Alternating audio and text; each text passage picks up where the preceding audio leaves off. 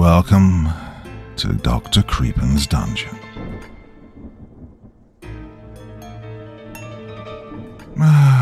Good old Santa Claus. He's generally associated with joy, generosity, and the holiday spirit. But the notion of finding Santa scary can be caused by any number of reasons, as we'll see in tonight's festive collection of stories. Now, as ever, before we begin, a word of caution. Tonight's tales may contain strong language, as well as descriptions of violence and horrific imagery. If that sounds like your kind of thing, then let's begin.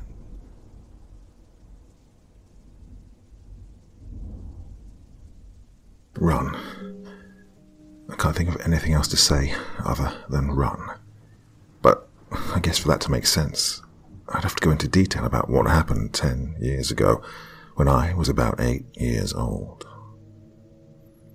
I've always loved Christmas, ever since I was able to understand the word. Christmas. Even the name sounds festive.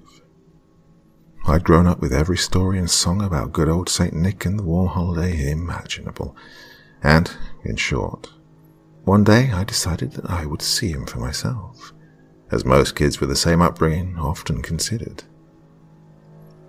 I prepared for at least a week, navigating around potential landmines like parents being awake, or being caught by the jolly fat man himself, or even just leaving evidence that I was ever there. I decided that I'd venture downstairs at 3 a.m., armed with a blanket and some black coffee to keep me awake, although I couldn't stand the bitter taste and often found myself wanting to regurgitate every time I took a sip.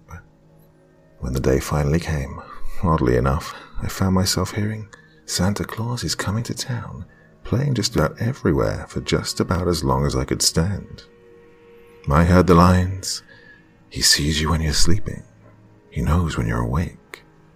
He knows if you've been bad or good," over and over again.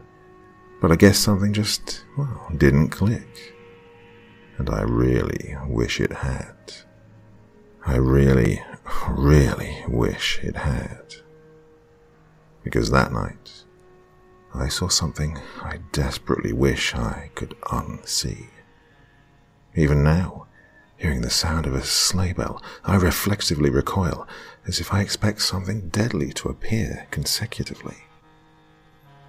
The air that night was stiff and chilly. It was coming down violently outside my window, and every step I took down the stairs revived my pulse with a renewed sense of dread. Both the dread of being caught, and that dread you feel descending any flight of creaking stairs.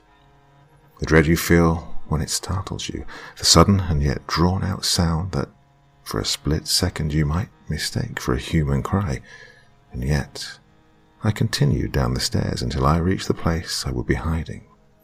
A small nook between the wall in the living room, the sofa, and the radiator from which I had anticipated being able to discreetly witness Santa's arrival. And so, I waited there, and I waited, and I waited. I must have been through at least my second shot of my black coffee, certain that I'd been there for at very least 2 hours, when I glanced at the time. And to my horror, not 1 minute had passed. Not one. It was still 3 a.m.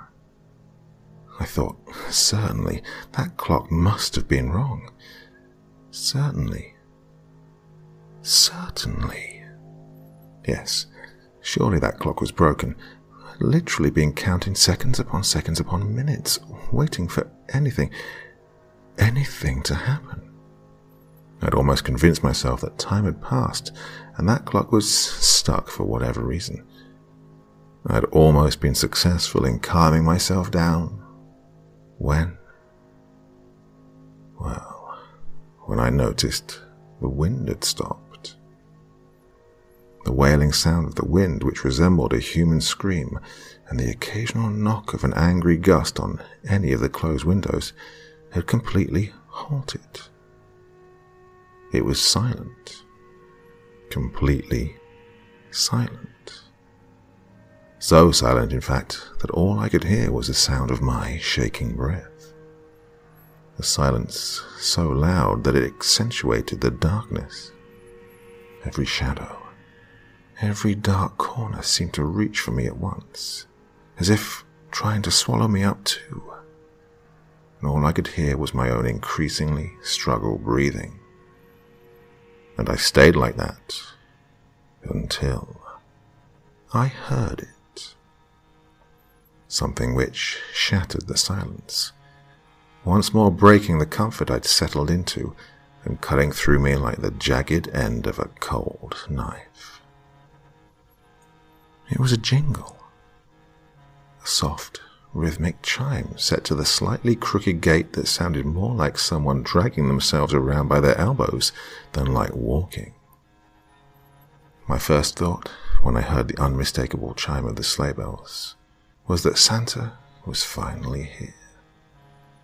But as the sound grew closer, I noticed it was accompanied by a soft, whimpering sound, which sounded close enough to human to be recognizable, but inhuman enough for me to be unable to tell how old the voice was, or how feminine or masculine it was. My pulse quickened anew. This wasn't Santa. With each dragging step, the sleigh bells only grew louder, and the whimpering became more clear. "Sees where you're sleeping." It sounded even less human than the whimpering had. The speech was broken up, distorted. That thing spoke as if it was literally choking on its own lung. Step. Chime. The darkness was swallowing me up once more, eating away at my sanity. I found it difficult to breathe. It was getting closer, and the crooked melody of the sleigh bells only grew louder. I held my breath between every pause for every step, every agonizing second before I heard the next chime. "He knows when you're awake." Step. Chime. "He knows if you've been bad or good." It was close, so close. I didn't know where it was, but it was so close. I could feel the air begging to suffocate me, each chime stealing my breath more violently than the last. I could almost make out what it was saying now. Its voice was so grossly distorted. It sounded like an animal trying to speak while choking on its own blood. Creak. Chime. And with that, I saw it. It finally came into view and stared straight at me. And more violently than ever, I fought to keep the coffee and my dinner down. Skin was stretched tightly over its face, grey and leathery, with its mouth twisted into a sinister smile, or as close to a smile as it could be called. There was a hole in its lower jaw from which I saw its tongue hanging with dry blood clinging to the lining of the cavity, and its beard, sparse white hair, barely clinging to its chin. From its torso all the way to its neck, the bells were wrapped around it to the point where, if the creature so much as moved its head the wrong way, it might have accidentally garroted itself. I tried to scream. I tried to move, but the silence had already devoured my cry, and the darkness already crushed my limbs. I could only watch as the creature slowly hobbled towards me, each sleigh bell ring engraving itself into my memory as its distorted grimace widened, causing a flow of fresh, warm blood to flow from the cavity in its face.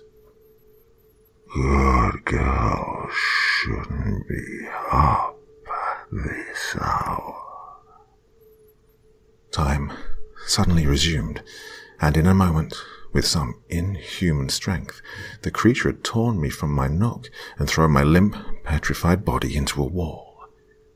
The doors and windows clattered with the angry gusts of wind, and snow billowed in from the window the creature must have entered by, chilling my body. I tried to look up. I tried to breathe. But before I could try to cry out again, a chain of sleigh bells was wrapped around my neck. The freezing metal dug into my skin and choked me. My eyes began to roll back as I frantically grabbed at them in the darkness. God, the ringing. I could hear them. They chimed as they cut off my air, darkening my vision. Intermingled with my choked-off sobbing, the bells almost sounded like screaming. And the screaming of the bells, that which sounded like other children all crying out together to make the bell sound, before it all faded to cold, unconscious silence. This was the last thing I heard. I awoke upon the cold floor with half a pitcher of coffee clenched tightly in one hand and the blanket wrapped around me.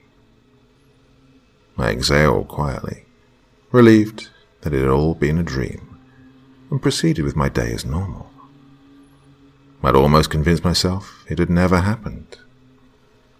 That is, until my mother asked me where that bruise around my neck had come from. And outside, I heard a single sleigh bell ring in the darkness of the early winter morning.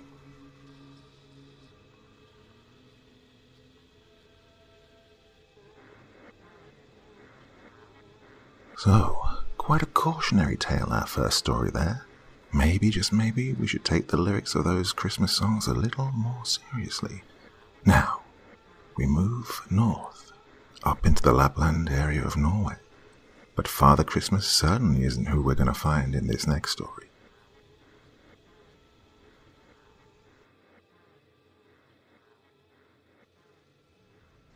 I was on my way out to a small village that had been recently discovered. We were heading up north into the freezing tundra of Norway. I was never happy going into a cold environment. I preferred the deserts of Egypt or a rainforest somewhere. But, well, this particular finding had exquisite interest in the archaeology community. It was an entire village that had just disappeared from the map. What was worse is that everyone who'd lived in the village was dead. I was really excited to investigate what had happened, but at the same time I was a little nervous. Well, I wanted to know the truth about what had happened to these people. Now, don't get me wrong, I'm not scared of anything like ghosts. Those things don't exist. But I do remember a story I read about a group of researchers who'd gone to Siberia to study a temple, and because of their experience, I was a little on edge. The last thing I needed to deal with was me becoming mentally unstable and killing all my colleagues. Once we'd arrived, I began to look at the numerous buildings that had been set up there. There was a tavern, a motel, and dozens of other wooden houses side by side. The village itself was in bad shape due to years of neglect and winter weather. I just still didn't understand why everything had been abandoned, though. As I was walking around, taking in the environment, I lost my footing and... was I tripped by something? I managed to regain my footing before I actually began to fall, and I turned around to see what it was that was on the ground. When I looked down, I saw a human arm sticking out of the snow. No, not a whole arm, just a part. And I could see why I hadn't noticed it. It must have been covered by the snow. The frostbite on the arm was quite severe. It was completely blue. Upon further examination, though, I started noticing what? It looked like patches. Patches on the skin that looked to be like bite marks. I assumed that maybe a wild animal had attacked the person. When I got the rest of my examination team over there, they began to uncover the whole body from the snow. Very grisly sight indeed. What I saw was definitely a shocker for the whole team, as well as myself. Most of his flesh and organs had appeared to, well, have rotted away. We tried to think of any logical explanation in such a cold environment for this to happen. The way he was shaped told us that he'd been trying to run away. But then, why was almost all of his flesh gone? Eventually, we pretty much had to make the conclusion that he had possibly been eaten after he fell down. I started to walk around near the woods at the border of the village. I didn't really feel like looking around in the main area anymore. The freezing cold temperatures were starting to really get to me. Even though I was covered up from head to toe, I could still feel the cold air rushing through the small cracks of my clothing. I'm glad I was wearing wool. At least that way, I'd get a little bit of warmth whenever I got tired and started to sweat. I started to take in the beautiful sights of the frosty woods. The trees had no leaves on them, except for the pines. This area rarely thaws out, so it's amazing that there's even skeletons around here. I would have thought some animals would have devoured most of the bodies. But oddly enough, I hadn't seen a single animal in the area. There were no caribou, not even birds. This whole area seemed deserted. I happened to spot a cabin and decided to check it out. I opened the front door and saw nothing but the wrecked ruins of everything inside. The curtains had been torn to pieces on the window frames, and the beds were ripped up. It was a small cabin, and everyone probably had to live in the same room. So, why were there no bodies in here? Well, I would have expected at least one. I looked around, and a book managed to catch my eye. It was a brown book with almost all of the pages turned yellow. Thankfully, the cold had probably preserved this book very well. I opened it up to the first chapter and took a look to see what kind of book it was. Thankfully, I knew Norwegian. November 24th, the first day of my diary. Papa has been out drinking with his friends a lot, and Mama gets worried every time he heads out. We live so far from the village, and she still thinks that there's something outside watching us. I don't blame her. It's creepy being out here in the woods. My baby brother doesn't quit crying, and I've noticed that my dog doesn't seem to want to stay here for very long. During the day, all she does is moan and howl. Papa thinks it's just the isolated environment getting to our heads. Even if he is right about that, shouldn't he at least show some concern for us? I mean, we're his family. November 28th. Things have gotten a little better here at home. Papa says he's going to buy a gun so we can feel a little more secure.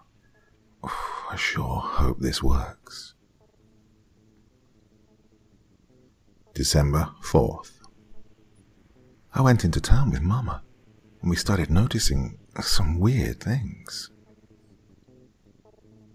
A couple of farmers said that their cows had disappeared. It wasn't that someone had stolen them. They said their cows had been acting weird for days, and they just finally smashed their way out of the fences. Animals just don't seem to like it here in this place. The town is only 2 years old, but it seems like a good spot with all the wood that was around here. Supplies are kind of running low at home, and there appears to be a bit of famine for the things we need. December 6th. Going to church is always weird. I sometimes feel like the pastor's watching me. He never quits looking at us girls, but there's something different about him. He used to be very nice, but now he's being a little too nice.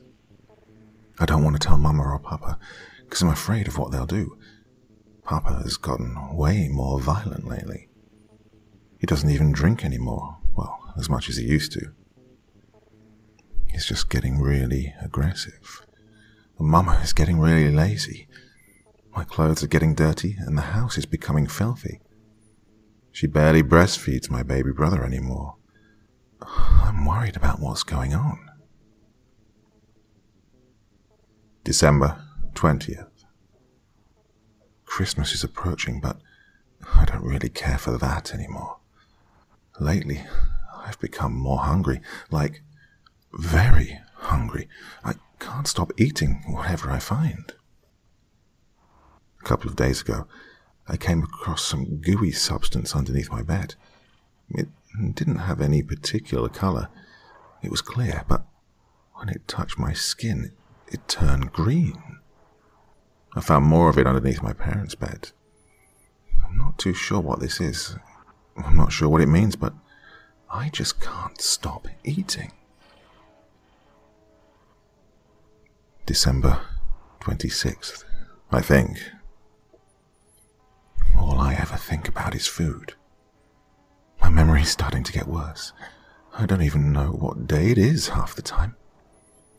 The pastor has been acting very friendly towards all of us girls. I caught him with at least 3 of them. I think it was yesterday. I'm not too sure, but he grabbed hold of me and tried to drag me into a back room at church. He threw me down and started to undress, but something in me snapped. I became very hungry, and he was just so vulnerable. I'm afraid to say what happened next. The last thing I need is for my family to be ostracized. Word is already spreading through town about the pastor's murder. You see, I ate him. Well, I discovered I'm not the only one with this eating disorder. All around town, people are starting to act differently. My mum doesn't do anything but lay in bed anymore. My father, well, he recently murdered someone too. Nobody seems to understand what's going on, yet they don't care at the same time. It's almost as if we're becoming animals.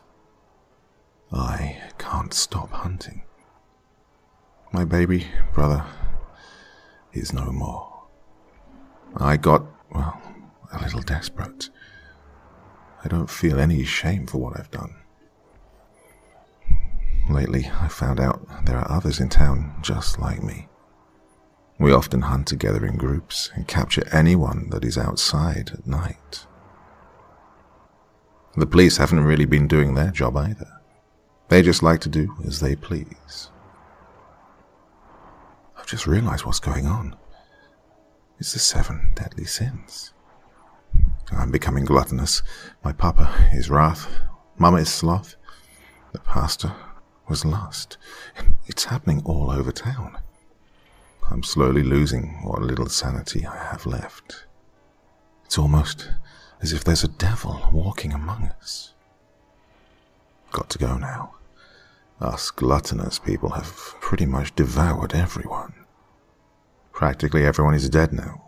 Well, I wouldn't say I'm the last person in town, as I can still see people, and they're covered in some of the sticky green stuff, just like me.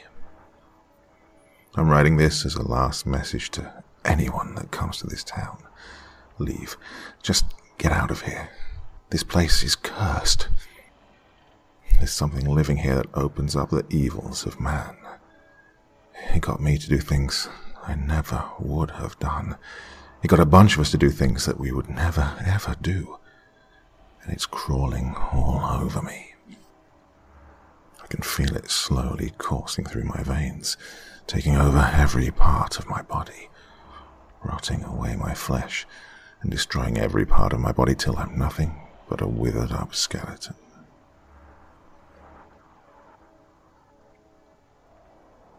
I just finished reading the last part of this, and, well, whoever this person was, well, I don't know. I couldn't help but feel my heart pounding through my chest. I looked out the window and thought I saw something. I was getting out of this town. I had to get my colleagues together, and we had to leave immediately. I ran as fast as I could back into town, but when I got to the research site, there was nobody to be found. I looked around and saw nothing but blood and chunks of flesh. How did all of this happen without me hearing a single peep? I looked at one of the convoy trucks, and I saw my way out. When I got inside the driver's seat, I realized that someone had taken the keys out. I had no idea where they could possibly be. I had to get out and look around at the desks inside the tents. I kept looking around, but saw nothing but the horrors of human remains everywhere. I was panicking, and then I heard something. Footsteps were coming up behind me, and they seemed slow. I peeked outside and was just about to vomit from the horror of what I'd seen.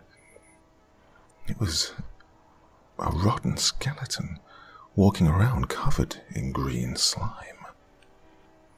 It seemed like it was being controlled by the slime, but it had all its teeth still in its mouth, with blood drenched down through the rib cage.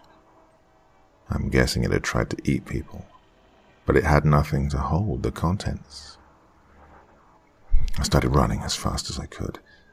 I didn't want to end up being devoured by whatever this thing was. I kept running and running.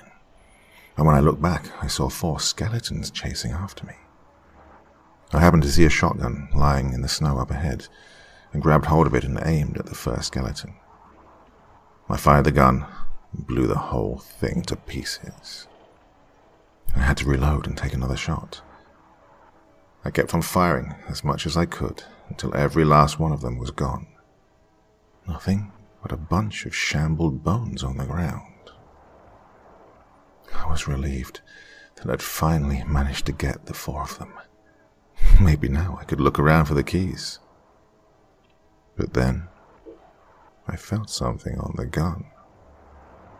I looked down and saw a transparent slime of green on my fingers. Oh, God.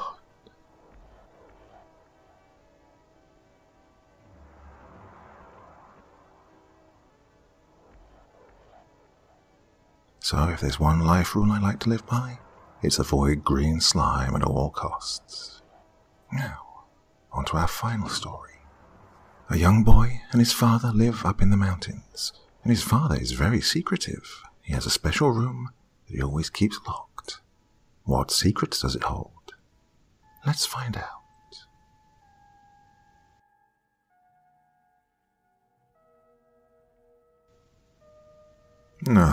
The snow. How delicate and unique each flake of the cold white substance can be. The children will dash through it, flinging it left and right among each other. They'll lay down and stretch their arms and legs in all directions, attempting to create a beautiful angel for all to see. Then, of course, there are others who build snowmen, their laughter filling the frosty air as they partake in a multitude of holiday activities. How I envied those who enjoyed the Christmas spirit.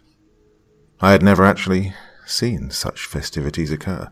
Rather, I would hear about them through tales my father would tell of the good old boys and girls who truly valued what it meant to celebrate Christmas. This story will be a recounting of an experience I had as a young boy. After finding myself away from my childhood home and actually close to civilization, I began taking the time to recollect a few memories from my past. Between strange occurrences I couldn't explain back then, and one freakish moment I'd experienced at that point in time, I suppose this will act as a warning to you.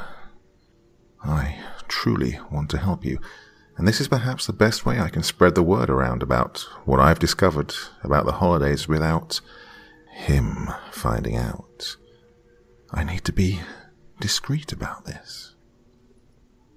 Although I've traveled as far away from my old home as I can, I know for a fact that he's still out there, and that he can find me. I don't want to risk it, so maybe Maybe if a few people who see this help me spread it around, I won't have to worry about the consequences of my actions. It's the best I can hope for, I suppose. Even still, I have to live the life of a nomad, never once being able to stop and catch my breath. Doing so would be too dangerous, so it's imperative I get this out soon. Now, since I've finished my introduction, I suppose it's time to release something I've been holding back on for quite some time now. I can only hope that I make any sort of difference by doing this. My childhood was a strange one. When December would come, I found myself locked inside my house. My father and I didn't adorn the walls with stockings or decorations, nor did we erect a Christmas tree in our living room. The fireplace was constantly extinguished, robbing me of the comfort I desired. Each night, I would curl up in bed, trembling as the cold air ran across my body, and I stared up at the ceiling, my mind completely blank. Yes, it was as bad as it sounds.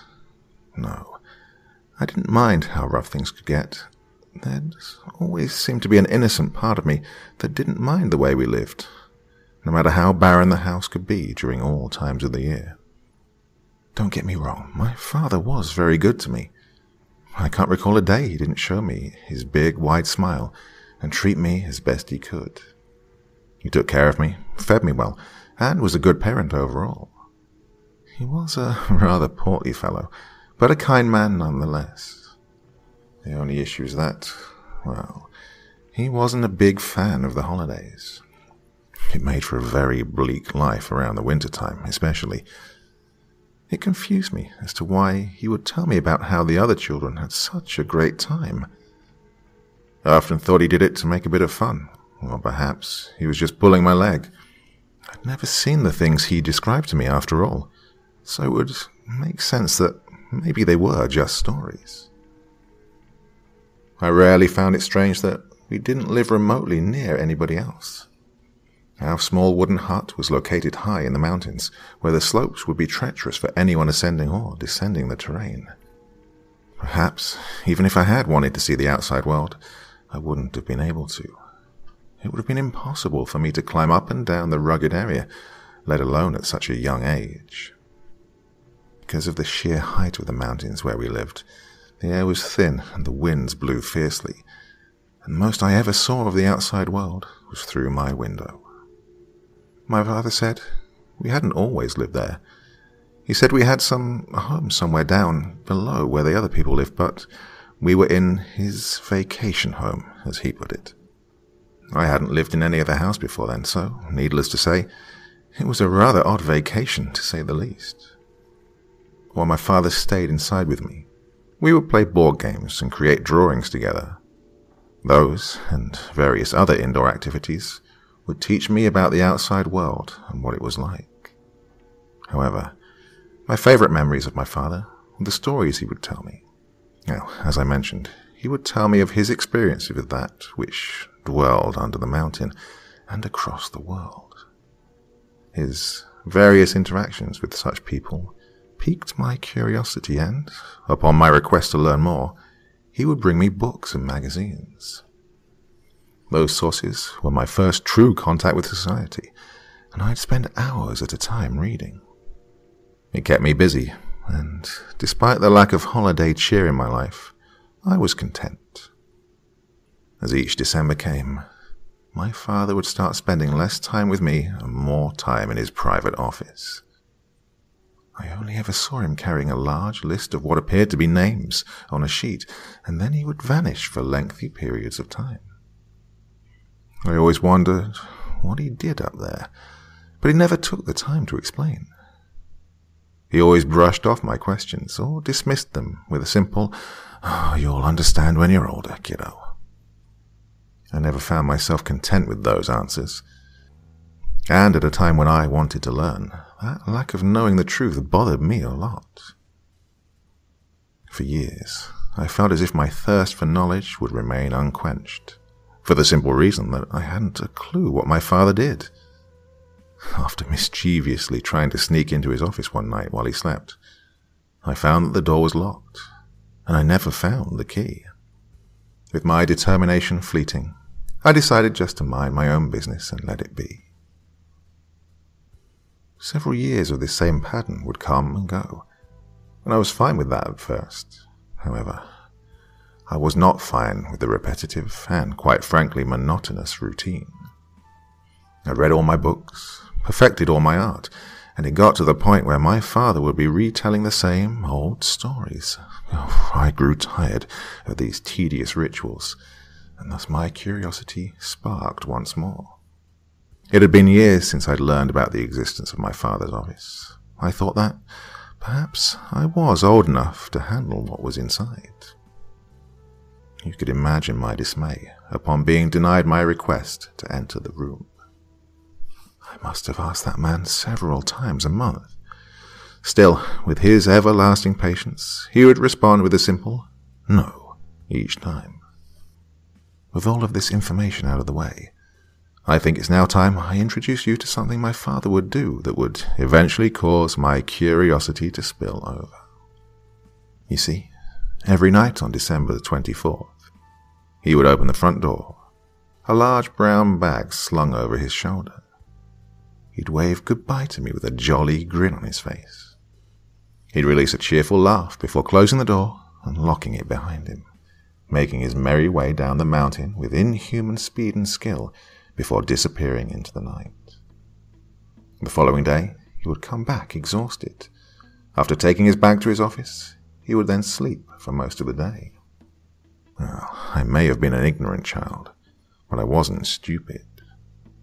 All the books I'd read, all the stories I'd heard, they connected like puzzle pieces together within my young brain. The lists, the 24th of December, the brown sack. I smiled ear to ear as a realization came to my mind.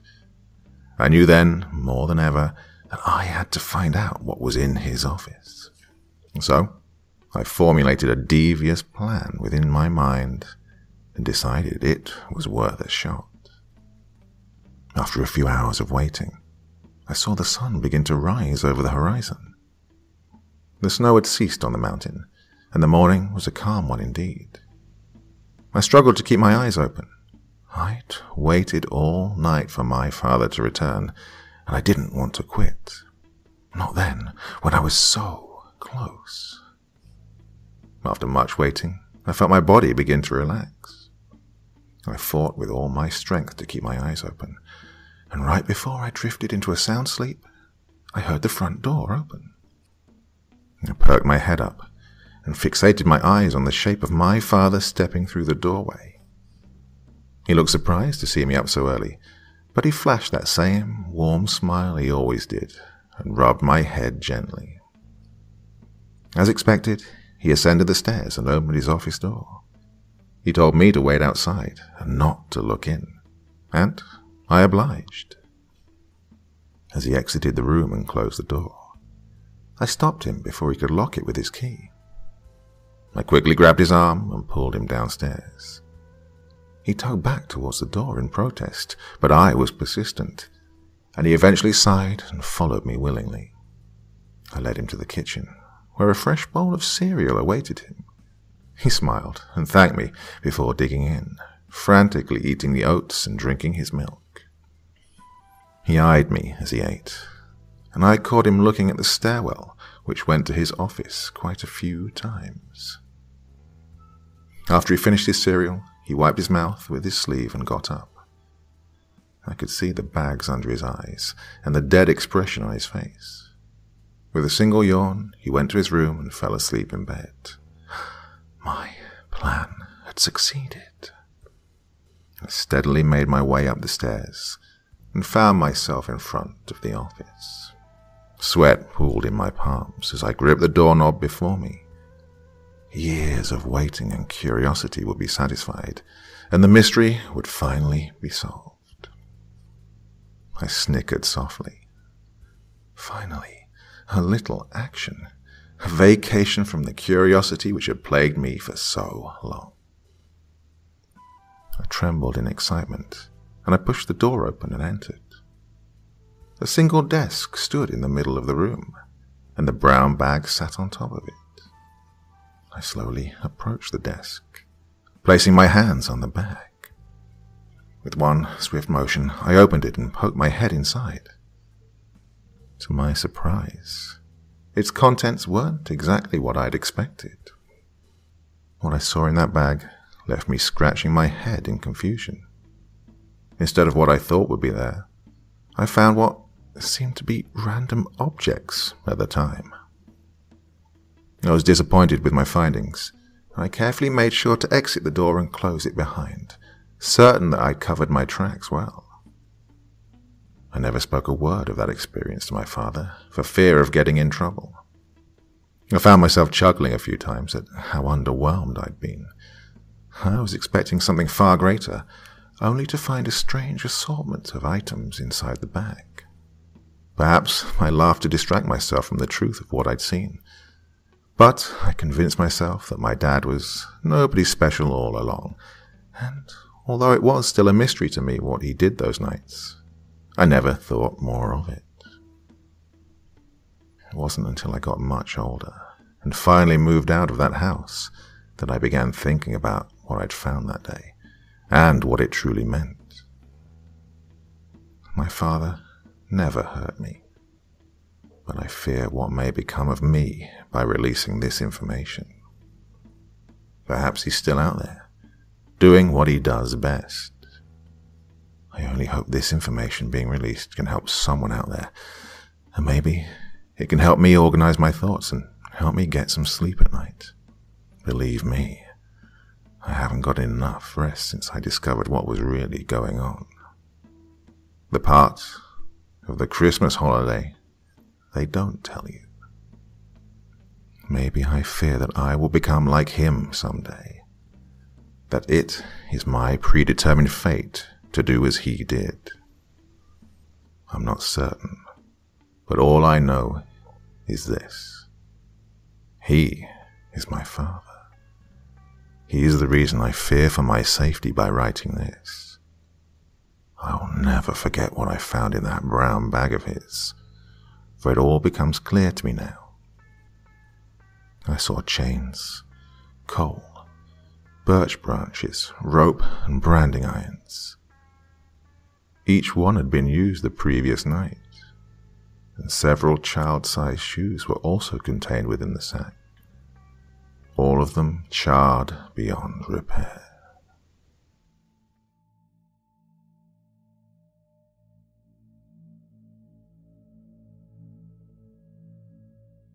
Manhunt. I'm already in the killer's house. Santa spoke fervently to his wife through a wireless headset, and he tried to keep his voice down.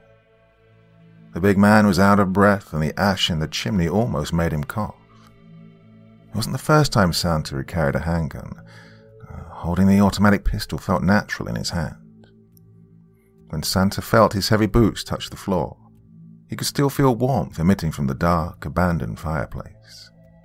The darkness in the living room greeted Santa. It enveloped him and choked his eyes. "Oh, I can't see worth shit," Santa whispered to his wife through gritted teeth. He tried to be brave as he maneuvered through the darkness with his gun drawn like a U.S. Marine on a battlefield. "Jeez, Christmas is tomorrow. I can't believe I'm inside a killer's cabin in the middle of the woods trying to find a mother's missing children. The life of a bounty hunter can be a bitch. I thought about letting the police handle this one, but I decided to take matters into my own hands." Santa fussed while speaking to his wife, but he didn't want to sound heartless, and he could only calm his nerves by quietly ranting and saying anything that came to his mind. "You spend weeks tracking this killer down. The police would only arrest him, but you're not the police, which means you're free to kill him. Well, I thank God every day that bounty hunting is your side job." Mrs. Claus's delicate voice caressed her husband's ear. "I was nervous. I didn't want you to do this either, but you insisted." Mrs. Claus gently nagged her husband. "I know that I insisted." Santa's rumbling voice broke past his whispering tone for a second. He immediately caught the slight bass in his voice before taking a cautious, deep breath. I know, I insisted. Santa repeated himself through his whispering tone once again. He listened as his wife released an exasperated sigh. I wasn't trying to upset you, darling. I just want you to be careful. Mrs. Claus tried to hide the stress in her wise and calming voice. She knew that her husband needed her support more than the loaded gun in his hand. Mrs. Claus thought about her husband's career as a Navy SEAL before he became Santa Claus. She knew that her husband could handle himself, and he was an expert martial artist. Mrs. Claus thought about the reason why her husband had to leave the military. She thought about that Syrian terrorist witch who cursed her husband after he'd ordered his soldiers to arrest her and take her children away. You know, I can hear your thoughts sometimes, Santa whispered to his wife through a suppressed chuckle. He had different supernatural gifts that would manifest themselves from time to time, thanks to the Syrian witch's curse. One of those supernatural gifts was the ability to read minds. And Santa couldn't read thoughts all the time, but sometimes his gift would switch on and off like a radio. Santa knew his wife was thinking about his military past even through his phone's earpiece. Yeah, I know you're thinking about what happened to me when I was a SEAL team commander. You're thinking about when your husband's name used to be Commander Tom Rollins. I used to be a normal soldier, husband and father. And then that sorceress bitch cursed me after my SEAL team shut down her terrorist operations in Latakia. I told my men to arrest her and take away her 2 boys. That's when she told me I'd be a bulky old man responsible for making millions of children happy every year for all eternity. I didn't mind making children happy every year, but I hate that I gained 60 pounds in a week and grew this damn itchy white beard that I can't get rid of no matter how many times I shave. There was no such thing as Santa Claus, till that witch turned me into this. Santa, a.k.a. Commander Rollins, spoke about his condition with a slight disdain toward his new body image. He gained weight, but he still had a muscular build, which gave him the appearance of a stocky WWE wrestler. Oh, I didn't mean to make you think about what happened to you in Syria, darling. I didn't want you to think about the terrorist sorceress. I'm sorry. Mrs. Claus, whose actual name was Martha Rollins, had also fallen victim to the witch's curse. The witch cursed her and even her teenage daughter through her husband. The 15-year-old girl, Amanda, was an elf. Well, the child still looked like a healthy, beautiful teenage girl, but her ears pointed past her medium blonde hair. Martha gained weight, and she aged prematurely like her husband. Now, Martha was 41 years old, but she had the skin and grey hair of a 70-year-old. The odd part was that the woman still felt young, despite her elderly appearance. It was the same thing with her husband. He looked old, but his robust physique still helped him move like a young man. You don't have to apologize, my dear, Commander Rollins continued, whispering to his wife. I'm the one who should be sorry. The gun-toting Santa thought about the witch's curse and what it had done to his wife and daughter. Oh, I didn't know that the witch's curse would affect our daughter. My poor darling's afraid to go to school because of her ears. I thought the curse would only affect me. I didn't know it would turn Amanda into an elf. The grief in Commander Rollins' whispering voice was more somber than the darkness in the living room. There was a brief silence between Commander Rollins and his wife. The only thing Commander Rollins could hear was the rippling sound of his red leather jacket shifting from his steady movements through the darkness. The white fur that decorated the collar of Santa's red leather jacket would get tangled in his long beard every time he'd turn his head. Santa also had a bulletproof vest beneath his jacket. As the minutes rolled past, the darkness became less potent to Santa's eyes. The commander could see the room's furniture. Well, his heart jumped when he thought he saw a person standing near the cabin's window. It turned out to be a mannequin, which aroused more goosebumps on Santa's skin. He couldn't understand why there was a female mannequin standing near the window with its arms missing. Santa felt like the mannequin was watching him. He preferred the darkness to hide the plastic life-size figure from his eyes, as it had done a few minutes ago. Once the darkness lifted, Santa could see that a few shopping mall mannequins filled the living room. There were 4 female mannequins, and each of them was standing in every corner of the room, watching Santa's every move. "Are you still there, darling?" Mrs. Claus asked through her soft tone. She got concerned when her husband fell silent for 2 long minutes. "Yeah, I'm here," Santa replied to his wife with a subdued alarm in his voice.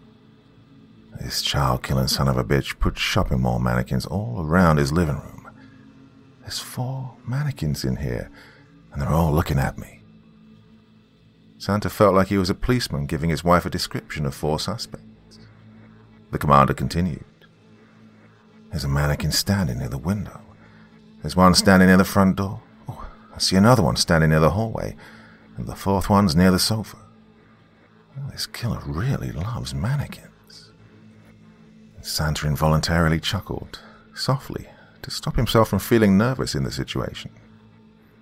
"Oh, it sounds ominous. I just want you to be safe, sweetheart." Mrs. Claus felt her voice tremble after her last sentence. She could feel her husband's nervousness radiating through the phone. "Don't worry, my dear. I just need to keep my eyes open."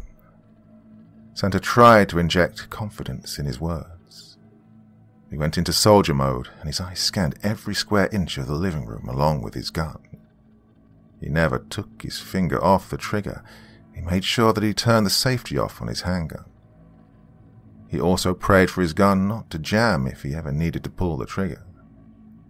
Sweat poured down Santa's bearded face. His nostrils would flare every time he'd take a breath, and he could feel his heart stumbling around in his chest. Santa could only hear his heavy footsteps gently knocking down on the dirty hardwood floor. The commander tried to tiptoe through the living room, but his steel-toed army boots made gentle thuds that rattled his nerves. Now, being stealthy was Santa's primary goal, and he felt tempted to remove his boots and walk barefoot so he could get quieter movements through the killer's log cabin. He knew what he was up against. He knew what this killer could do. Santa had heard the news reports. He'd heard about the human remains found in a junkyard and the small bodies found mutilated in the swamp area. Santa heard about a 14-year-old boy who escaped from the killer, but he still ended up in the hospital because the killer had chopped off a few fingers on his left hand. The killer had also beaten the child up pretty bad. Now Santa was in this dark cabin, not knowing if he was being watched by the child killer. All he could do was keep his gun pointed steadily in front of him. He kept thinking about the horror movie, The Silence of the Lambs. He felt like FBI agent Clarice Starling when she first entered the killer's house and got swallowed up by the darkness. She couldn't see the killer, and she didn't know that the killer could see her through the darkness using night vision goggles. And this is how Santa now felt. He wanted to keep whispering to his wife to keep her from being worried about him, but he didn't want to lose his concentration and let his guard down. The log cabin creaked when an icy wind struck its foundation. When the cabin creaked, it caused the bulging muscles in Santa's arms to tighten. This was not how the commander had envisioned his night before Christmas. He didn't know he'd have to track down a killer instead of preparing to deliver toys to the homes of millions of little ones. Santa much preferred preparing his sleigh and making children happy, but he was in the fire now, and he couldn't back out. "Is that someone screaming, or is that the wind?" Mrs. Claus asked her husband, with the tremble still clear in her petite voice. "Oh, it's only the wind," Santa replied, while using his free hand to wipe the sweat from his brow. "Jeez, I can't stop sweating. What the hell's wrong with me? I'm too damn fat to be sweating like this." Santa swallowed hard while clutching his gun with both hands once again. "You're sweating because you're nervous, sweetheart." Mrs. Claus tried to keep the calm tone in her voice while speaking to her husband. "This is torture. I wish you were home with me. I should have taught you how to doing this. I should have been more forceful." "Oh, don't blame yourself for your husband's actions." Santa spoke with insistence in every word. "This was your husband's mission. I feel like I'm doing the right thing. Remember, darling, before your husband was Santa Claus, he was a soldier. A soldier's job is to risk his life for others." Santa was so enraptured in whispering words to his wife, he didn't notice that one mannequin in the room was in a different position than before. Now Santa was approaching the cabin's hallway, and he stopped when he felt the air change direction behind him. Santa held his breath when he looked over his shoulder to see that the mannequin that stood near the cabin's front door had changed its position. The commander remembered seeing the mannequin standing by the door, but now it was standing closer, near the dark fireplace. Santa knew that he wasn't losing his mind, but it was still too dark for comfort, and Santa's eyes were now rummaging through this threatening darkness. "What's going on? Is everything okay?" Mrs. Claus could feel her breathing becoming shallow, and her ear kept reaching out for her husband's voice. "Yes, dear, everything's fine." Santa lied to his wife because he knew she'd go into hysterics if he told her that the mannequin standing near the front door had moved behind him. What Santa didn't understand was that his wife would become hysterical anyway. Santa's fears came to life, and he could feel eyes on him. The eyes locked on him through the darkness, and every time Santa would take a breath, he would feel those watchful eyes getting closer. "Why are you in my cabin, old man?" A young man's threateningly gentle voice crept up on Santa suddenly. The voice reached out of the darkness, grasping Santa on his shoulder. Santa unloaded his gun in the direction where the voice had projected at him. The gunfire lit up the living room like strobe lights in a nightclub. "God help me," Santa muttered beneath his panicked breath. He fired off 3 bullets, but he didn't know if the bullets had connected. "What's going on?" Mrs. Claus shrieked after she heard the gunshots. Her voice reverberated out of Santa's smartphone earpiece. Before Santa could answer his wife, a hard blow to the back of his skull knocked him to the floor. Santa couldn't see what had struck him from behind. He could hear his wife screaming, but from a distance. When the killer struck Santa from the back, he'd knocked his earpiece out, sending it skating across the dusty hardwood floor. A loud thud echoed throughout the cabin when Santa landed on the floor. He tried to brace his fall using his hands, but he'd fallen too quickly and landed on his chest instead, causing the living room floor to vibrate. Well, the killer may have landed the first blow, but beating up Santa wouldn't be that easy. Surprise then caught the killer when Santa leaped up from the floor, tackling him within a second. He thought he'd have time to land another punch, and he couldn't understand how a big man like Santa could jump from the floor at such rapid speed. Now Santa bear-hugged this child killer. After wrapping his massive arms around the criminal's arms and waist, he lifted the man's body into the air before throwing the killer down on the floor with lethal precision. Another loud thud echoed throughout the cabin. Santa found out that the man he was wrestling with was shirtless. Knowing that he was fighting a man who had no shirt on unnerved Santa a little. Santa could tell that this killer was a young man in the prime of his life. He could feel how sturdy the killer's physique was. While tussling with the killer, he could feel the young man's slender muscles rippling and flexing beneath his icy cold skin. A street brawl broke out between the man and Santa in the darkness of the living room. Santa used his martial arts skills to see if he could incapacitate the serial killer. Well, he found out soon enough that the killer also knew martial arts. This was not good. Now Santa had to fight a child killer who was also skilled in jiu-jitsu. How could this young man be skilled in jiu-jitsu? Is he ex-military? These thoughts speeded through Santa's mind faster than the punches he was delivering to the child killer's jaw.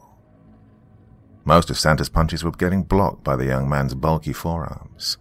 Yes, the killer knew how to counterblock a punch, which irritated Santa further.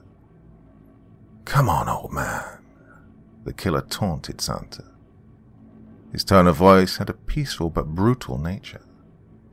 Most of the time he'd whisper out his words, and he didn't seem to be out of breath. There was a slight hiss behind the killer's words.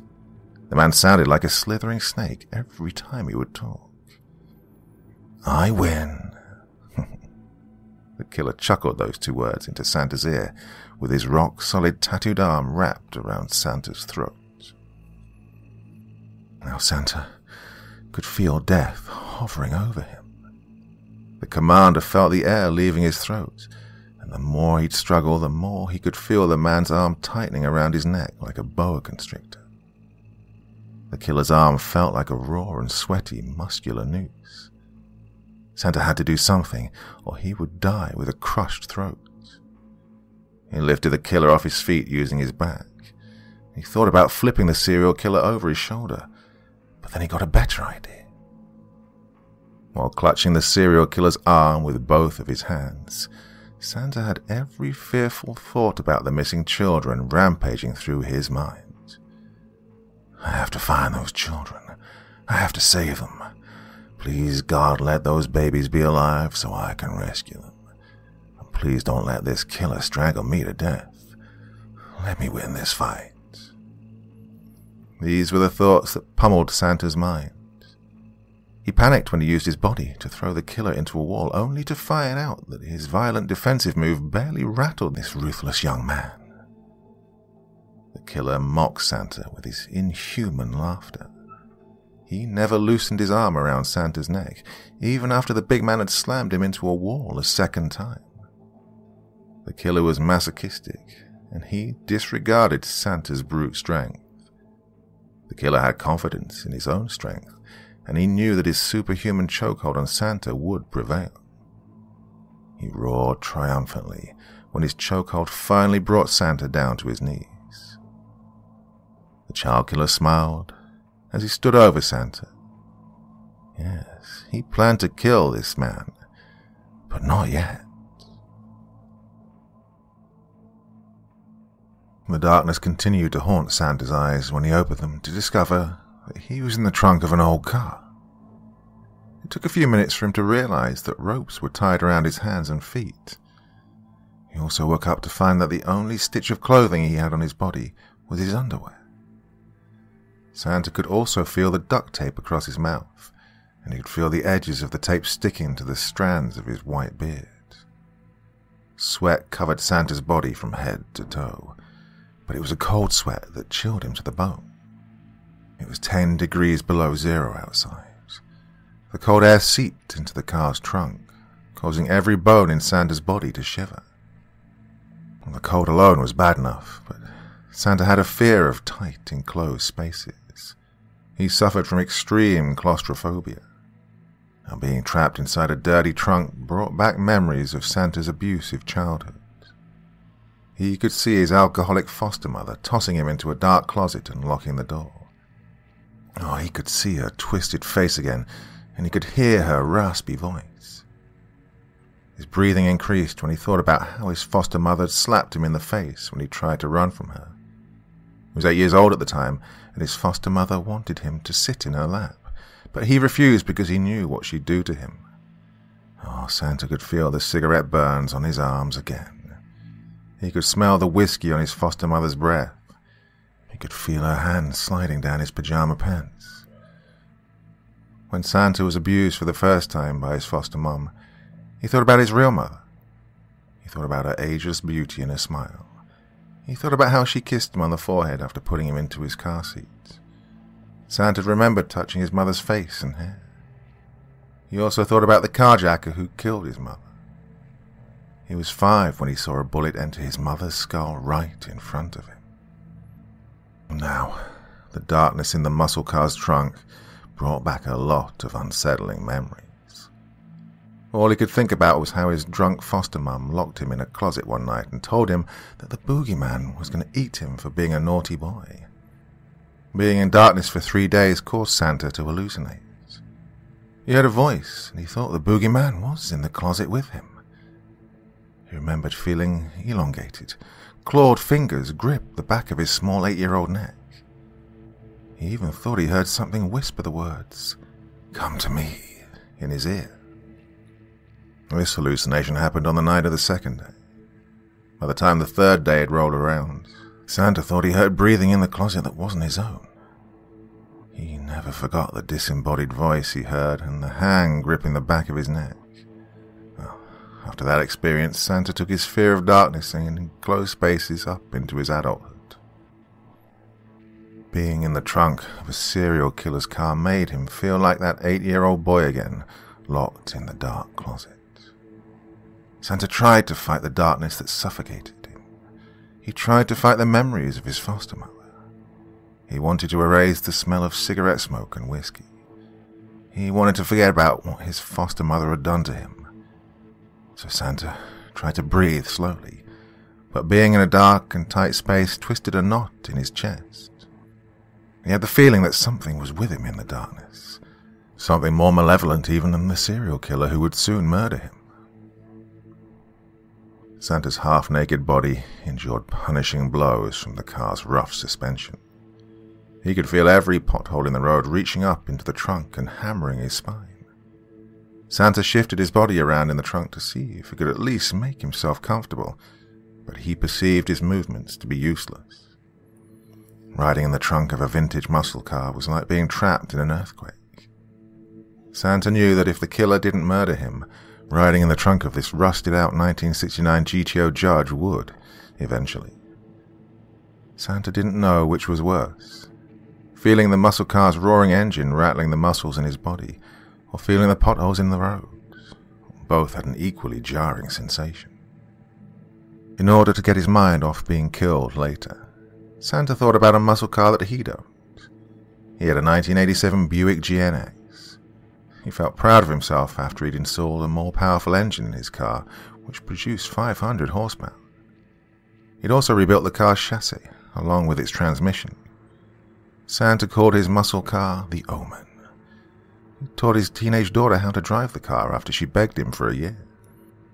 Santa wanted to make his daughter happy, and after she got her learner's permit, he taught her how to do burnouts and donut spins in an empty parking lot in the middle of the night. Well, he knew that he couldn't teach Amanda how to do stunt driving maneuvers in her mother's pre-owned Toyota Highlander. First, he knew Mrs. Claus would kill him for teaching their daughter dangerous driving skills, which could put her life in danger. And she'd also kill him for putting premature wear and tear on her car. Santa wanted to teach his daughter how to drive like a madman, to make her driving lesson more fun and unforgettable. And he also wanted to do it safely. And he could only teach his daughter how to drive his tuned-up muscle car in an abandoned parking lot. And he also told Amanda not to tell her mother what they did, because he feared punishment from Mrs. Claus. Santa thought about the fun he'd had with his daughter, and how she enjoyed revving the powerful engine in her father's car. He also thought about how his daughter enjoyed blasting her rap music while doing her burnout maneuvers. He thought about how he took his baby to a drive-in theater to watch a classic horror movie after her insane driving lesson, and Santa remembered how his daughter couldn't finish eating her hot dog because she was too busy laughing at the mustard and pickle relish in her father's beard. Teardrops arrested Santa's eyes when a voice in his head told him he would never see his daughter's face again. Oh, he wanted to be strong, but he reflected on how the killer easily overpowered him inside the cabin. The killer had won the fight using a single chokehold, and Santa didn't even want to imagine what the killer would do to him once he removed him from the trunk of this car. He could feel an insect crawling across his hairy, bare leg, but he was crying so hard that he paid no attention to this cockroach. The commander used his tight hands to clean away the tears that washed his face. He felt a few teardrops drip into his long, frizzy beard. Oh, there was nothing worse than having a wet beard on a cold winter's night. It was so cold in the trunk that Santa thought his salty teardrops would turn into ice on his cheeks. He could feel his heart palpitating, and the blood in his veins went cold when he felt the killer's car come to a grinding halt. The muscle car's rusted brakes released a nasty squeal that pierced Santa's ears. "Be strong. Stop crying. You'll see your daughter and wife again. You're a soldier. You can rescue those children. Come on, find the killer's weakness," Santa told himself, trying to bring comfort and encouragement to his soul with positive thinking. Santa had used positive thinking to help him while in military combat. He would always find the upside while in a deadly situation, and he would also try and find a weakness in his enemy. In war, every enemy has a weakness.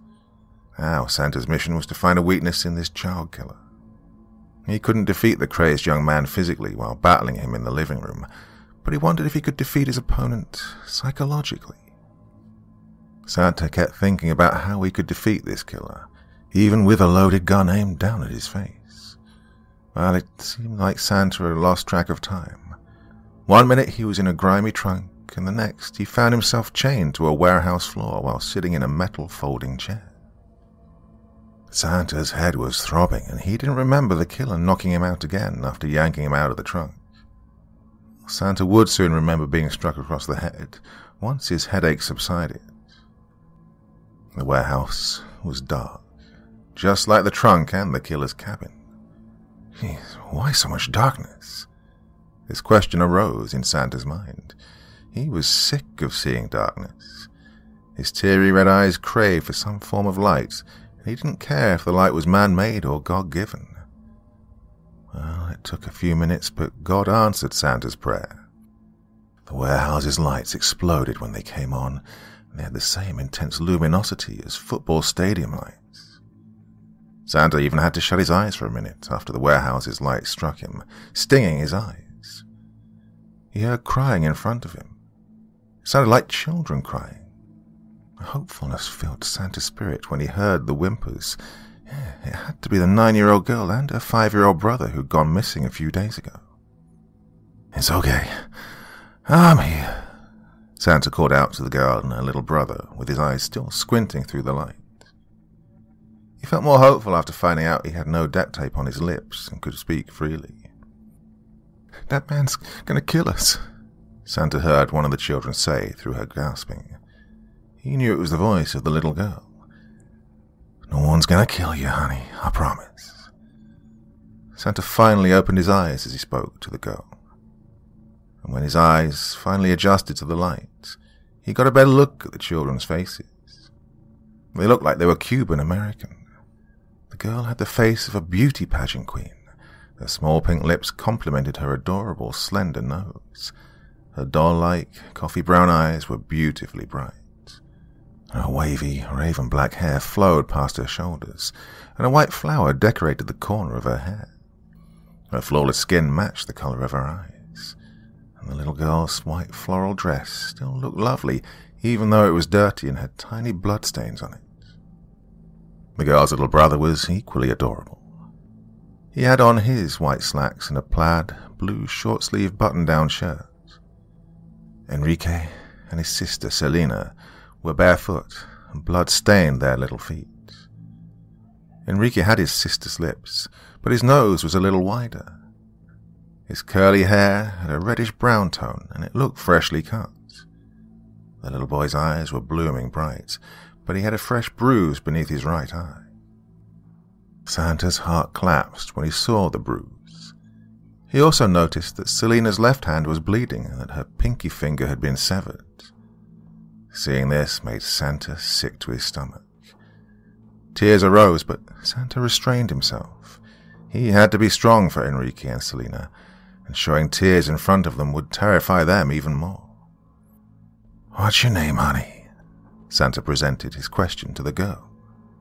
"My name is Selena Dominguez," the girl replied through her timid, trembling voice. "What's your name, little man?" Santa asked the girl's little brother through a smile. "My name's Enrique," the little boy mumbled out his name while sniffling and swallowing some of his tears. Enrique's shyness was clear, and he kept sheepishly gazing up at Santa, wondering if he was looking at the real Santa Claus. His sister was giving the commander the same questioning gaze. "Are you Santa Claus? You look just like him." Selena didn't notice that she'd stopped crying after asking her question.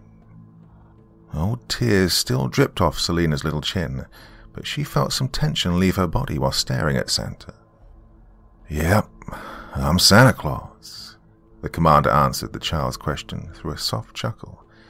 Yep, I'm that big, fat, bearded man who your parents always talk about every Christmas. I'm the one who comes sliding down your chimney with a bunch of toys. Santa kept chuckling as he looked at the astonished expressions on Selena and Enrique's faces. It gave him joy to see smiles on them. Santa wanted to keep Selena and Enrique happy. He knew that he could never tell them that the curse of a terrorist witch had transformed him into Santa Claus within a week. I'm 9 years old, and my uncle told me I was too old to believe in Santa, Selena stated. The little girl still had some doubt in her eyes while studying Santa's bearded face. Her wondrous smile remained on her lips. Oh, you're never too old to believe in Santa, darling. A calming atmosphere manifested through Santa's warm chuckles. He almost forgot about the serial killer as he enjoyed looking at Selena and Enrique. In Santa's mind, he felt everything would be all right, until Enrique told him how the killer had abducted him and his sister. The man who took us from our mummy told us he was Santa Claus, Enrique mumbled sweetly. The little boy brought his chained hands up to his face to rub his eyes. Yeah, he had on a Santa Claus suit, but he had on a skull mask. He didn't have a beard, and he wasn't big like you, Selena explained. He came in through the back door of our house. Our mom was asleep on the sofa, but our grandma was awake. We came back from our aunt's wedding reception. Selena paused for a second while moving her silky black hair away from her pretty face. Our grandma saw the man come into our house. She tried to fight him, but the man pulled out a knife and he stabbed her. Selena lost her smile and her lips quivered as she spoke. The man grabbed me and my brother. I tried to hit the man, but he grabbed my hand and he used his knife to cut off my finger. He punched my brother because my brother tried to fight him too. He told both of us to stop crying and he put us in the trunk of his car. Our mom woke up and she ran outside, but it was too late. He'd already thrown us in the trunk and he was driving away.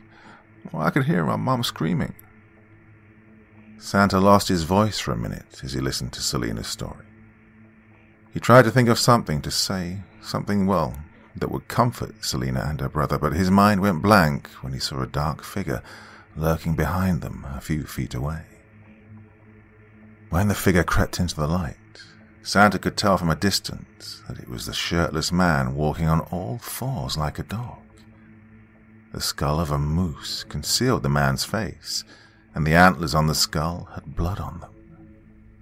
The shirtless man stood up after he came into the light. He was about 30 feet away from Santa and the children. As he slowly made his way toward his victims, he began dancing and shifting his body unnaturally.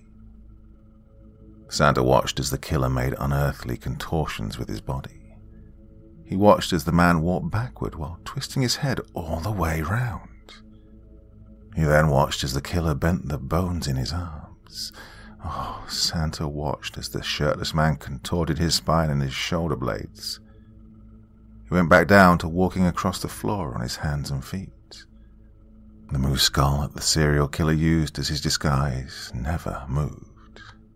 It was as if he'd nailed the animal's skull to his face. The killer mumbled to himself as he lurked across the floor in slow motion on his palms and feet, with his body bent backwards. His chest and his torso were pointing straight up to the sky, and you could see his ribcage pressing against his lifeless, pale skin. He made movements that would put a contortionist to shame. Selena screamed when she turned her head to see the killer creeping up on her and her brother while shifting his bones around in his body. The little girl struggled against the chains that held her to the floor. She looked around at her little brother, wanting to protect him, but all she could do was cry. Enrique sobbed when he turned to see what was approaching them. The child looked around at Santa with pleading eyes. Oh, he wanted Santa to save him and his sister. Child cried harder when he had to face the reality that Santa could do nothing for him or for his sister. Enrique shivered as he listened to Santa, who was yelling out to the man, telling the killer not to harm them. But his yelling was futile. and every time Santa would roar obscenities at the killer would softly cackle like a hyena while continuing to crawl towards them. "It's me you want, not them. Come and get me," Santa kept shouting at the crazed man. You could see that the killer was clutching a hunting knife in his right hand. Santa wildly jerked and pulled on the chains around his wrists and ankles. He screamed out in frustration while fighting against his metal restraints. He didn't want to see this serial killer slaughter 2 children right in front of his eyes, so he kept fighting. He needed strength. He needed a miracle. He kept thinking about the carjacker who killed his mother in front of him.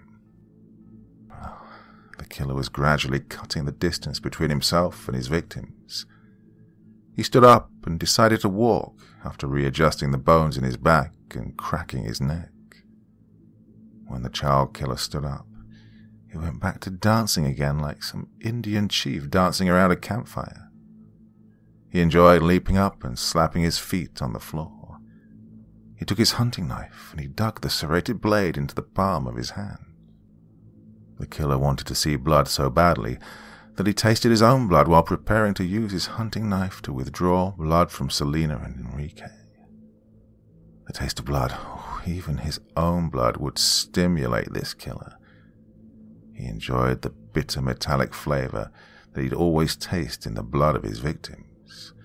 He loved how it felt warm and sticky on the back of his tongue. Santa's head was throbbing now. His heart shook so violently that it felt like a thunderstorm was taking place on the left side of his chest. The commander prayed to God for help. He prayed for God to give him strength like he'd given strength to Samson in the Bible. The killer was getting closer to Selena and Enrique, with his large hunting knife clutched between his fists. Selena couldn't scream anymore when she saw how close the monster was to getting to her and her brother. The girl's mind went blank as she watched the killer raise his knife over her head, with his other hand gripping her small chin.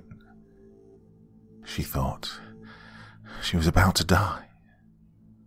The 9-year-old girl closed her eyes and she thought about her mother's kiss.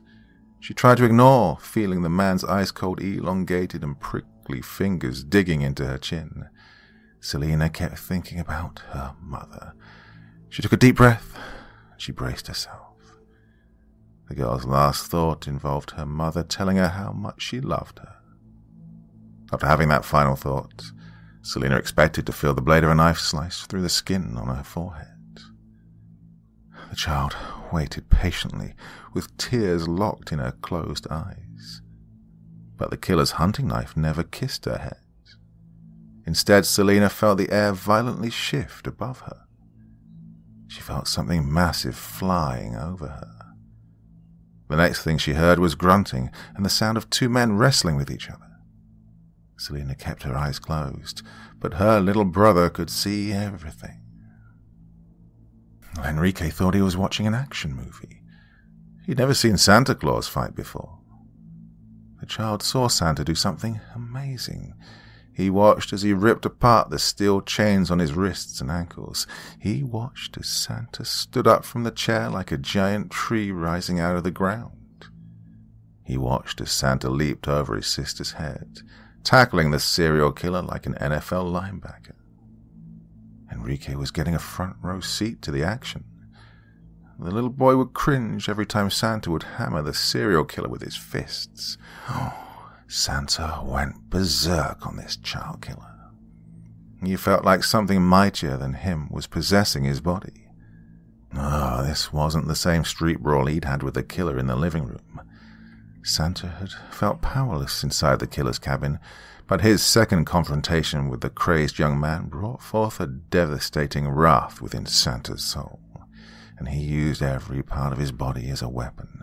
He used his hands, his feet, his elbows, his knees, and even his head.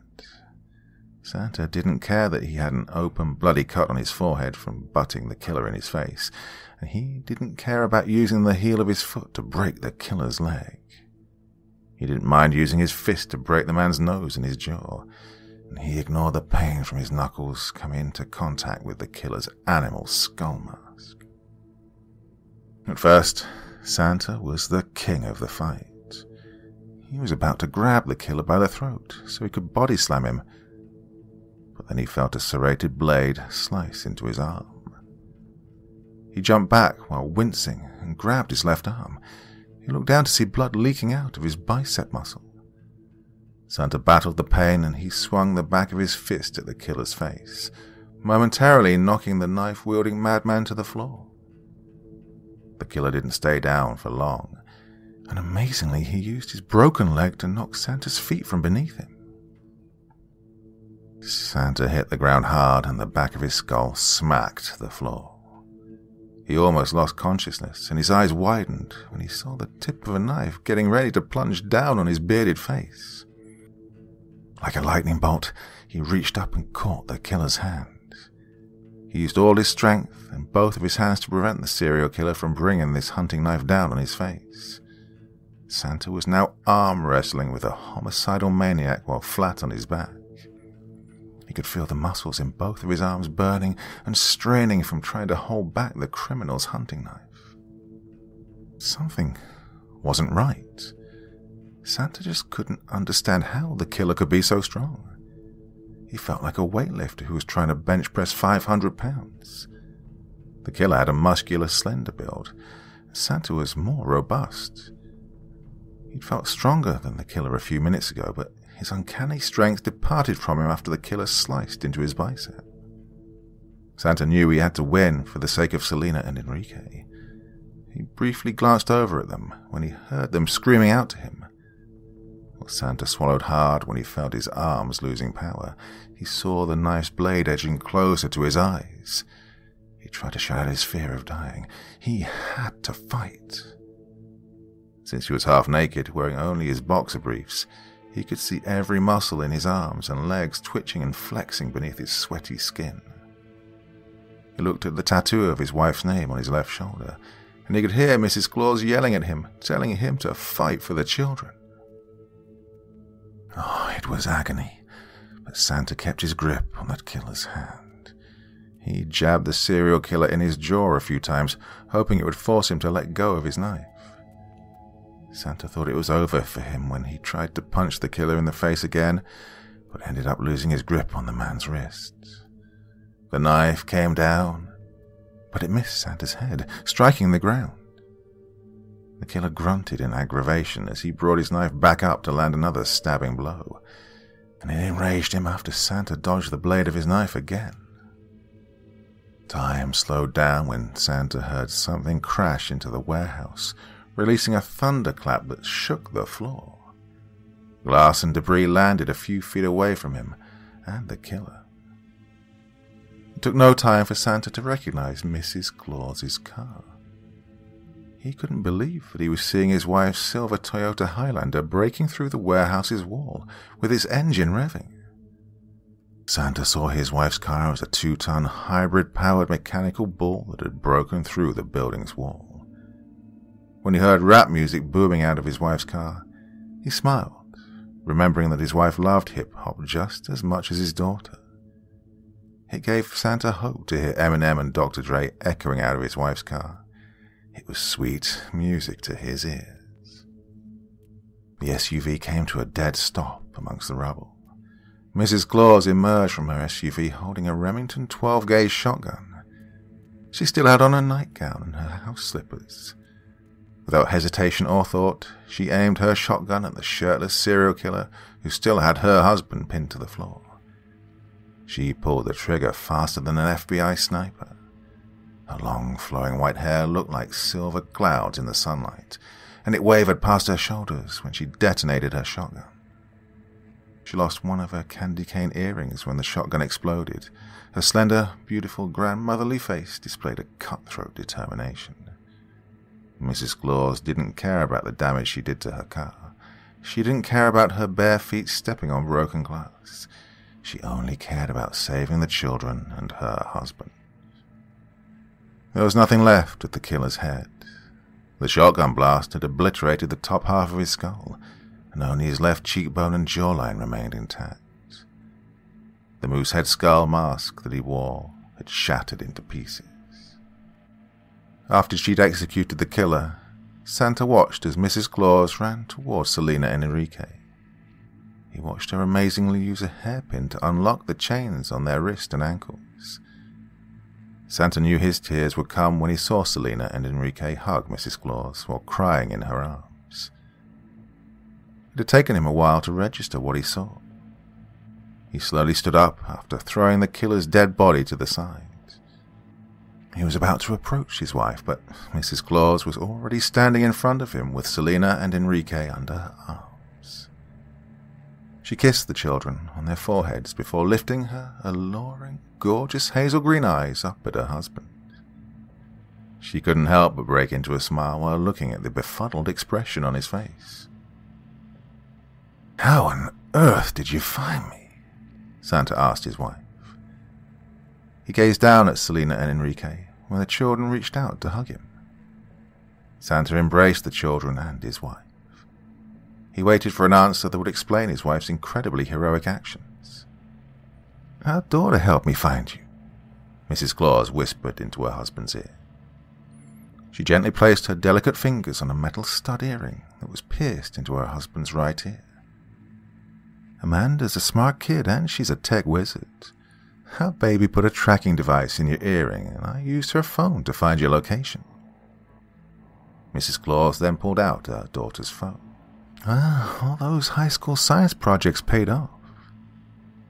Mrs. Claus ended her sentence with a slight giggle. She reached up to touch her husband's face, and she was happy to see him alive and well. Mrs. Claus saw what the killer did to her husband's arm. All that mattered to her was shooting the killer before he could stab her husband. "So, let me get this straight. You mean to tell me my little girl put a tracking device in my earring?" Santa repeated his wife's words through his question while reaching up to touch his pierced ear. "I knew Amanda was up to something when I couldn't find my earring last week." Santa chuckled out his words as he gazed down into his wife's eyes. He glanced at his daughter's phone for a minute in disbelief. After kissing Mrs. Claus, Santa brought his affectionate gaze down to Selena and Enrique. He caressed the faces of the children while thinking about how his wife and his daughter had helped him. And Santa smiled from ear to ear, knowing that Selena, her little brother, and millions of other children across the world were going to have a joyous Christmas. All because of his daughter's tracking device. Oh, and his wife's shotgun.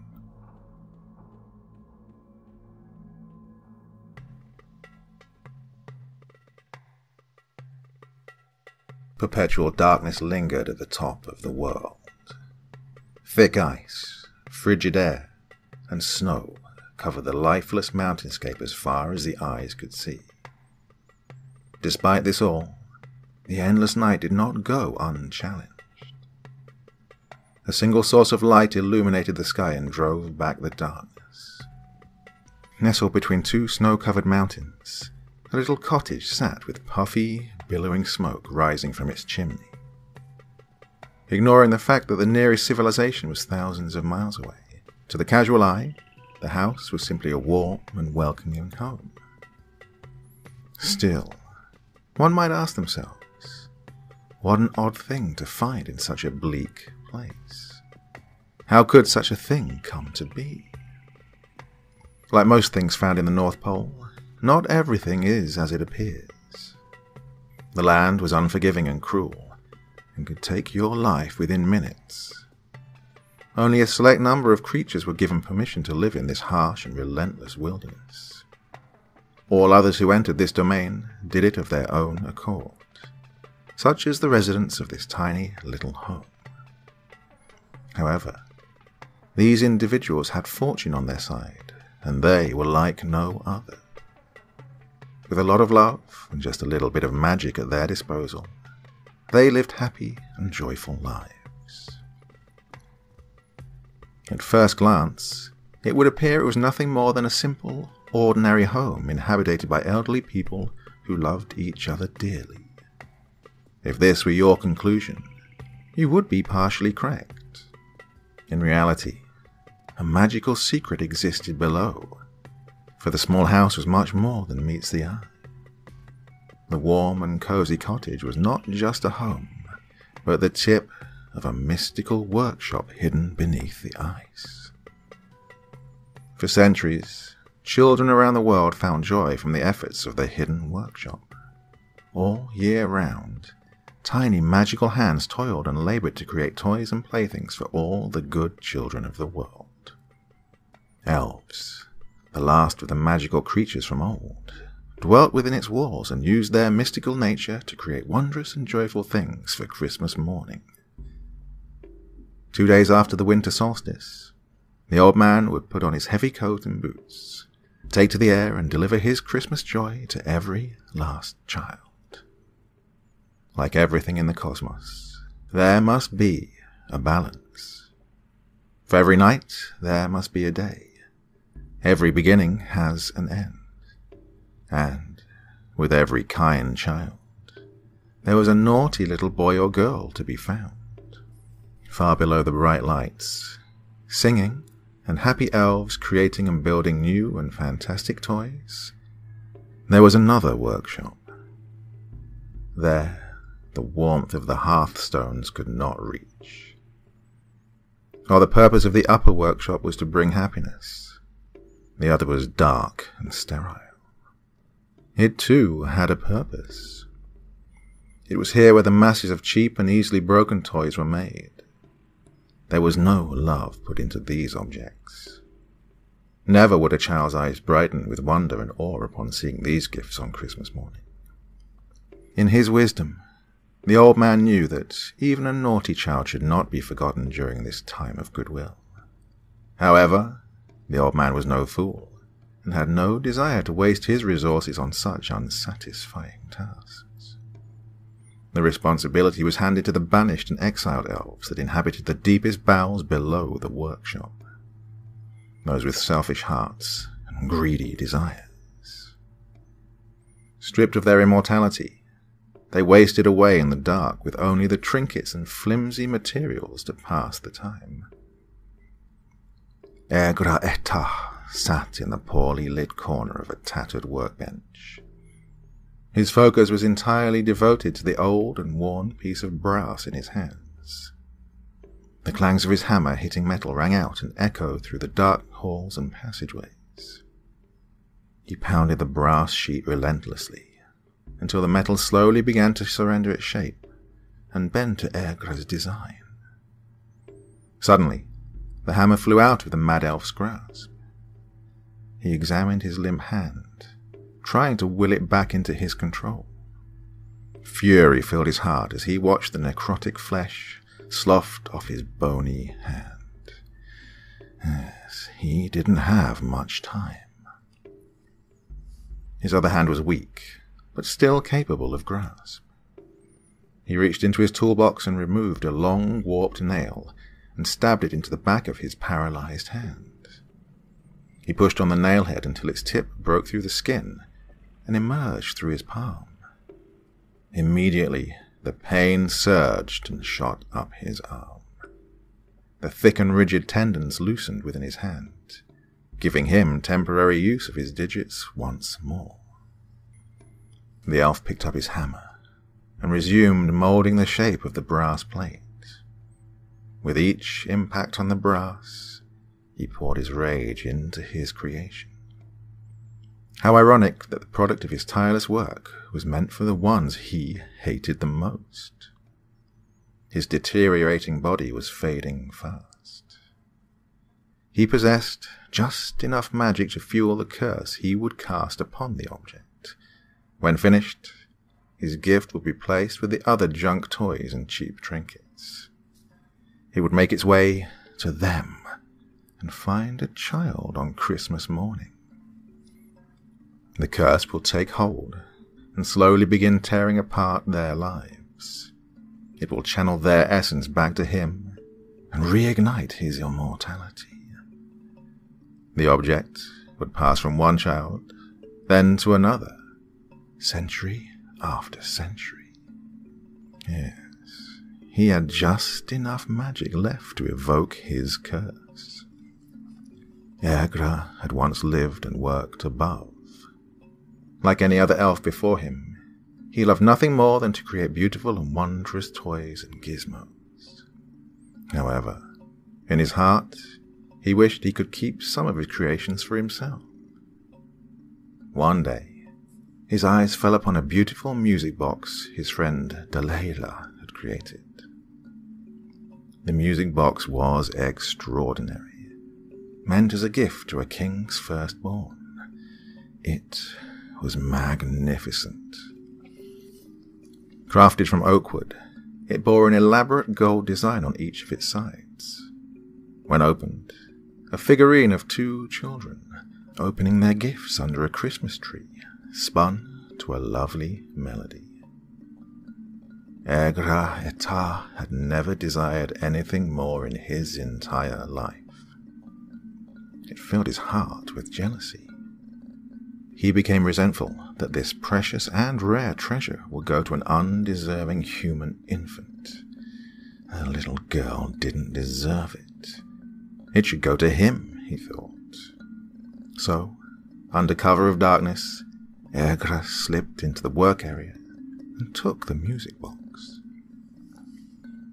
Unable to sleep and anxious to put the finishing touches on his prized creation, Delilah decided to return to the workshop.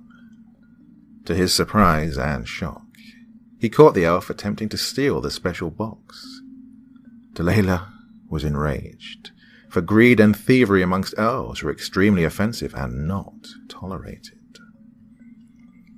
Egra begged his friend not to report his transgression, but Delilah was unmoved by the pleas and turned to tell the others of Egra's crime.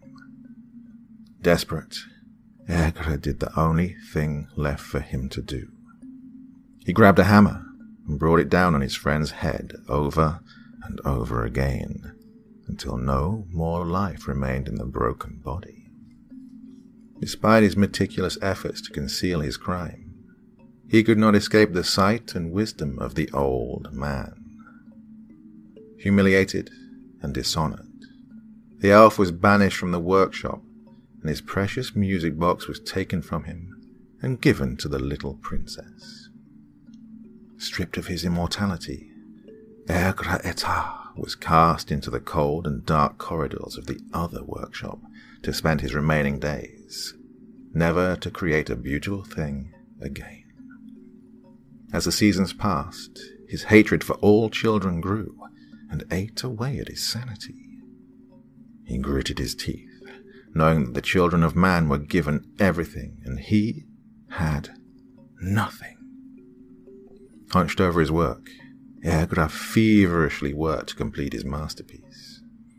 He stared down at the anvil and hammered down on the brass.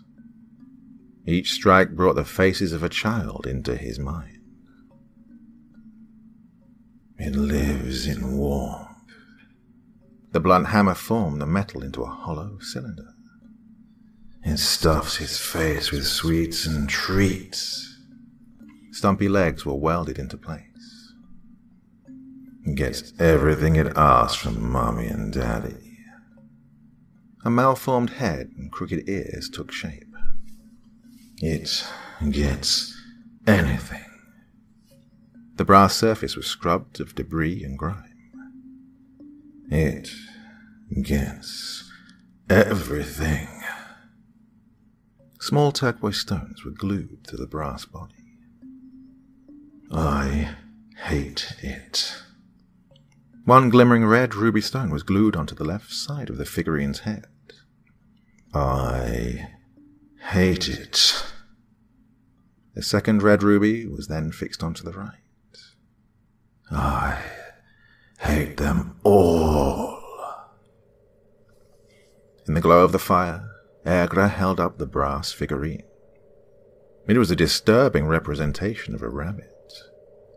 Its body was a lattice of criss-crossed brass strips, bejeweled with a pale blue turquoise stone at each intersection. Its head was malformed and gave the impression of a dead thing instead of a pleasant rabbit full of life. He placed the atrocious thing upon an open silver locket that contained a mirror on each of the hinged inner sides. rabbits. With the rabbit figurine facing one of the mirrors, he carefully opened a vial that held a clear liquid. It was lymph from the elves. The lymph was the source of magic that flowed through their bodies like that of blood from the second set of unique arteries. The magic lymph had its own circulatory system and heart. It was the vital system that gave the elf their magical abilities. Only a few tiny drops fell out of the vial. It splashed onto the figurine and mirrored locket, illuminating them with a golden glow. Agra closed his eyes and spoke the words of wormwood in his elven tongue. The clear liquid turned black and stained the surface of both the rabbit statuette and silver locket. The glow turned a deep purple, then slowly faded. Pleased with the outcome, he gently placed a cloth over the object to obscure it from sight, and ever so carefully placed it in a small box decorated with holiday cheer. Finished with his work, Agra turned to leave, pushing past the corpses of several elves hanging upside down from the support beams of the other workshop. Their lifeless bodies drained completely of every last drop of magical lymph. Agra's calculation had been correct. He had just enough magic to fuel the curse placed on the object. The Mad Elf smiled and began to laugh. For the first time in a very long time, Agra Etar's heart filled with anticipation at the approach of Christmas morning. The little girl sat in a large pile of torn wrapping paper from the many gifts she found under the Christmas tree.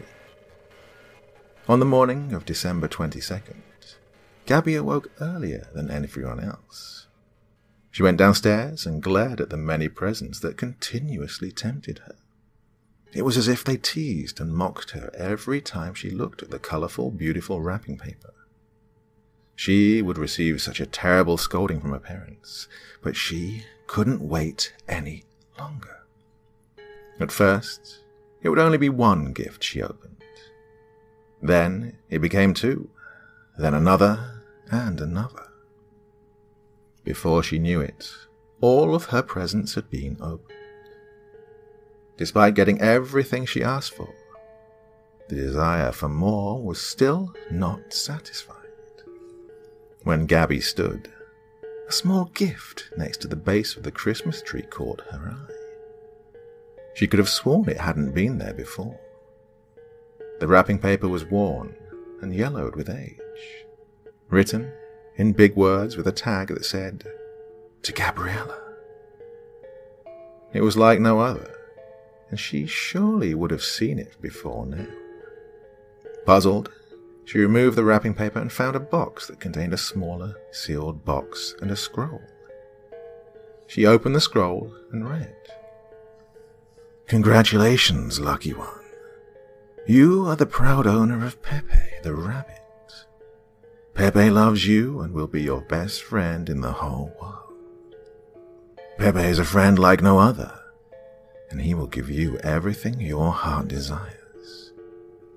To be Pepe's friend, you must listen to him and never disobey the following instructions. 1.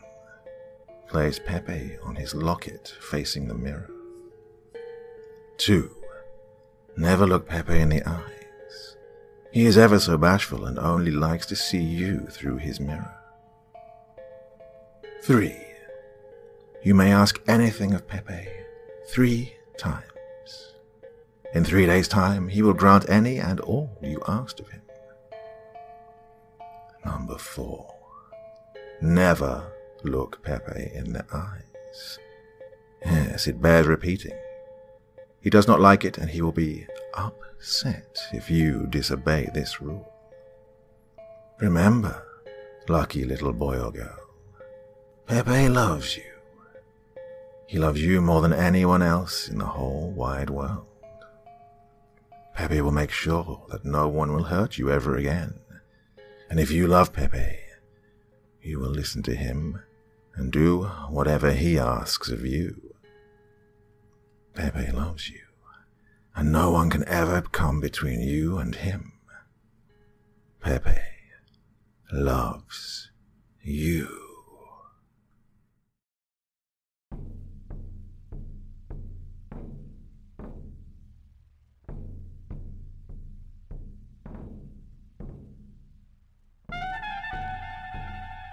And so once again, we reach the end of tonight's podcast. My thanks as always to the authors of those wonderful stories, and to you for taking the time to listen. Now, I'd ask one small favor of you. Wherever you get your podcast from, please write a few nice words and leave a 5-star review, as it really helps the podcast. That's it for this week, but I'll be back again same time, same place, and I do so hope you'll join me once more. Until next time, sweet dreams and bye-bye.